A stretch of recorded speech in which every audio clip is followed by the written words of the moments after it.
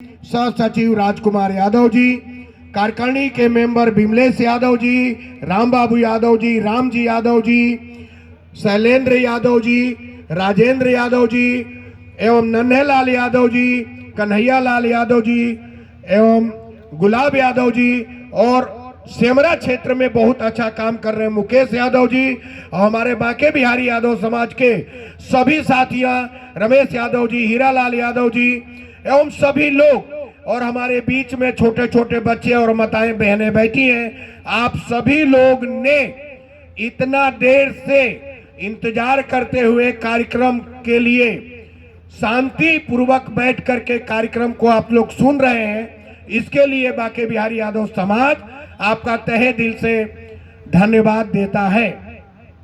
साथियों, बांके बिहारी यादव समाज आप सबके बीच में केवल हम सभी की आपस में कड़ी जुड़ी रहे।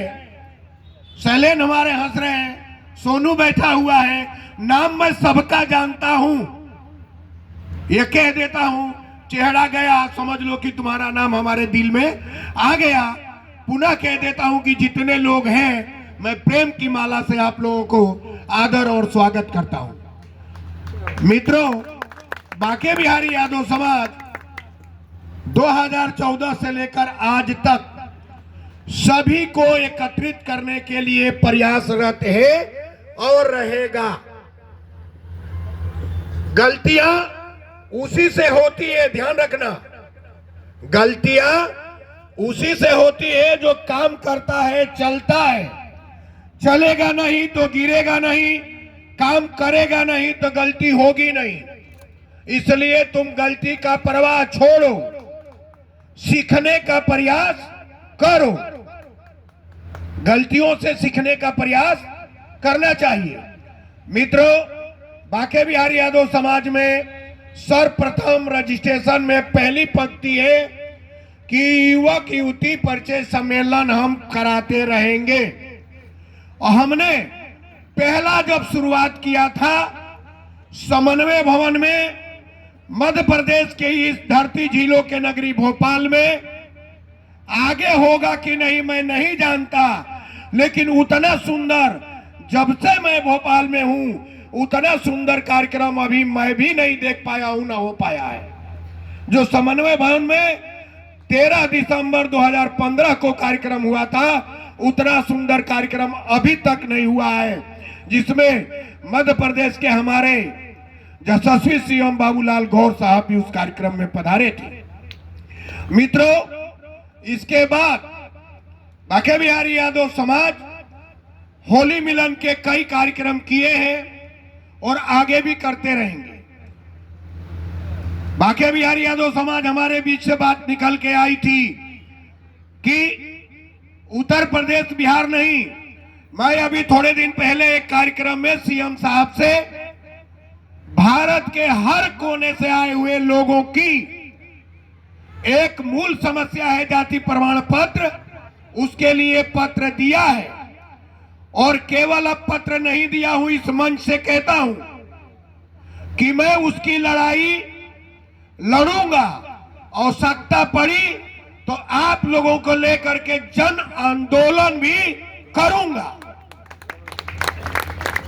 यह हमारी समस्या कितनी बड़ी जटिल है कि कोई भी जाता है जाति प्रमाण पत्र की मांग करने, सन 84 का रिकॉर्ड लाओ। अरे भैया, हमारे बच्चों ने पैदा होकर के भोपाल में पढ़ाई लिखाई करके गुनाह कर दिया है कि उसको तुम प्रमाण पत्र नहीं देते हो। 84 का रिकॉर्ड कब तक लाएगा?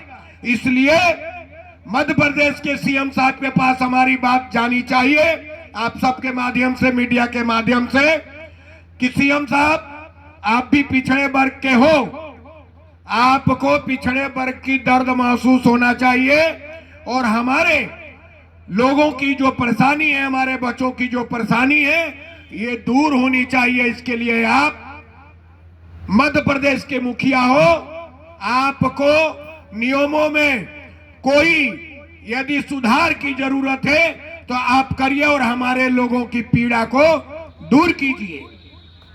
इसके अलावा हमने समाज के लिए भूमि की जो बात है वो मैं कर रहा हूं।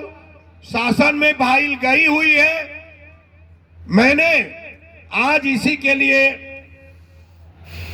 श्रीमती कृष्णा गौर जी मंत्री जी को बुलाया था। उन्होंने आश्वासन भी दिया था हम सबके सामने। कल उन्होंने बोला कि अचानक कई लोगों के पास वो प्रोग्राम आ जाता है, उनका सीहोर जाना था, वो सीहोर चली गई।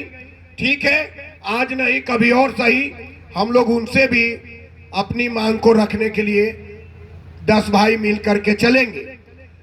समय भी काफी हो गया है, भोजन भी आपका तैयार है, उपवास वालों के लिए फलहार भी तैयार है।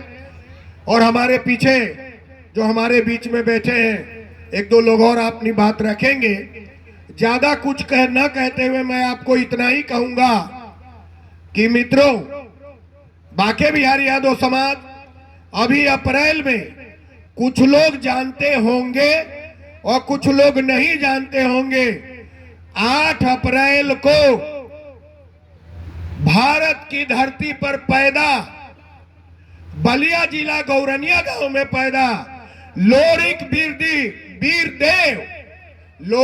वीरदेव ऐसे वीर 14वीं सदी में पैदा हुए। कोई 11वीं सदी की बोलता है, कोई 14वीं की बोलता है। वैसा वीर योद्धा अलाउद्दीन और लोरिक वीर, गूगल पे सर्च कर ले, उनकी जयंती 8 अप्रैल को भारत में मनाई जाती है। मैं आप सबसे निवेदन करता हूं कि उस दिन उनकी जयंती पर शाम